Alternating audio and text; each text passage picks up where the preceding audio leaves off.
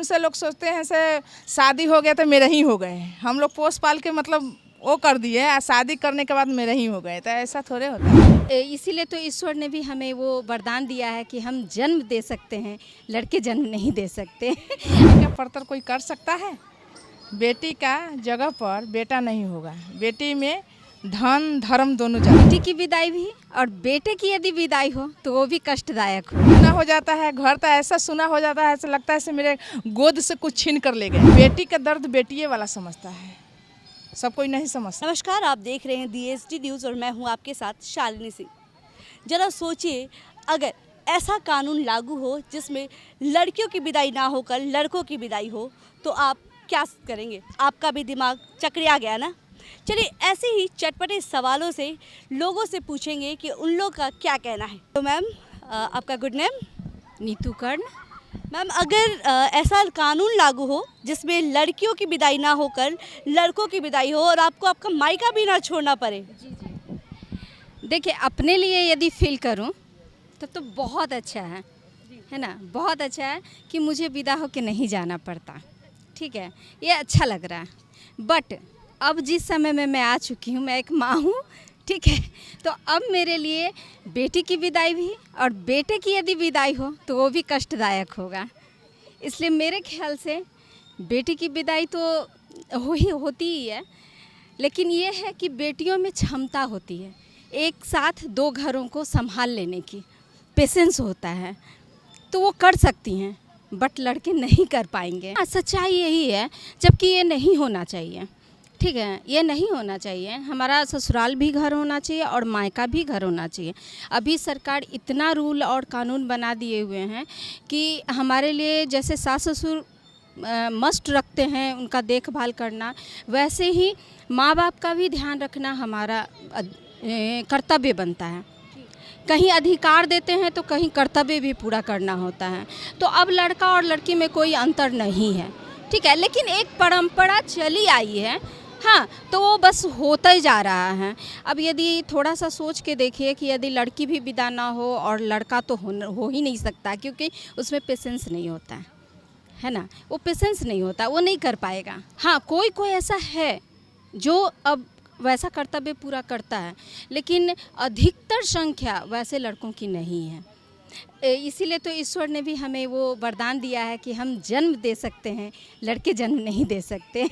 हम एक साथ दो माँ बाप को देखभाल कर सकते हैं, लेकिन लड़कों में वो पेशेंस नहीं है, वो नहीं कर पाते हैं। ये सच्चाई है। बिल्कुल बिल्कुल, क्यों नहीं, वही चीज़ तो मैं बोल रही हूँ कि अब का ये नियम है या रूल सरकार ने किया है कि बेटी भी उतना ही उत्तराधिकारी होती है अपने माँ बाप की संपत्ति में, तो वैसे ही कर्तव्य में भी उतना ही होती है। जितना बेटा को सेवा करना है उतना ही बेटी को भी सेवा करना है। तो अब तो बराबर हो रहा है, तो विदा का ये सवाल मेरे ख्याल से उतना मायने नहीं रखता है। लड़की विदा होकर के जाती है, वो भी बहुत, हम लोग का जो कल्चर है ये मुझे बहुत अच्छा लगता है। और लड़की में ही ऐसा गुण है कि वो दोनों परिवार को मिला के भी रख सकती है। तो मैम, यानी आप कहना चाहते हैं कि जो परंपरा है, ये जो अगर ये कानून लागू हो तो भी आपको पसंद हो या ना हो, कुछ ऐसा बता सकती हैं? देखिए, अगर कानून लागू होता भी है तो वो ऐसा नहीं होना चाहिए कि लड़कों को ही विदा हो, ऐसा नहीं। जिसको जहाँ सही लगता है वहीं पे रहे, ऐसा नहीं है। जहाँ पर परिवार मिल करके रहे, इम्पॉर्टेंट बात यही होता है। चलिए, आजकल तो ये चीज़ चला हुआ है कि जब मन वहाँ जाइए, जहाँ रहने का मन है वहाँ रहिए, कोई दुख की बात नहीं है।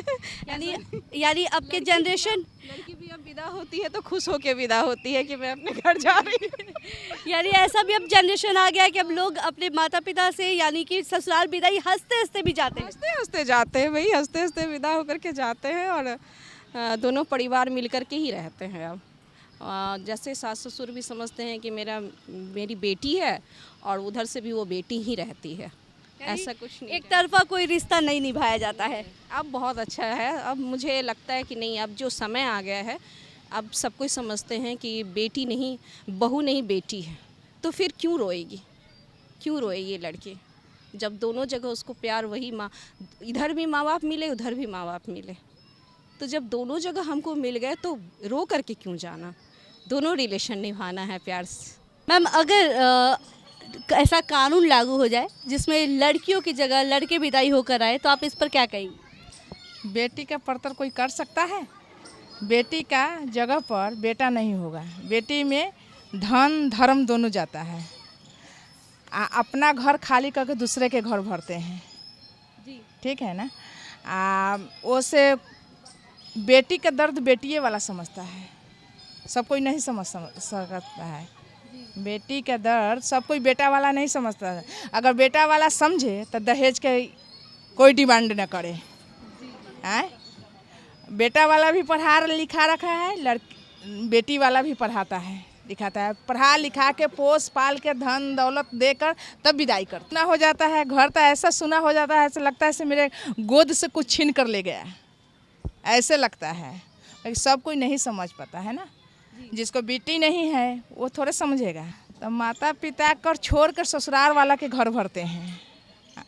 माता पिता के तो छोड़िए देना है, अब वो ज़िंदगी में जीना है, चाहे जैसा भी रहे। तो क्या कहना चाहेंगे, वो तो समझने के फेर है। क्या कहना चाहेंगे? अगर घर वाला अगर चाह रहा है जैसा मेरे माँ बाप है वैसा उनका भी माँ बाप है, आए तो दोनों को तो मिल कर चलना पड़ेगा।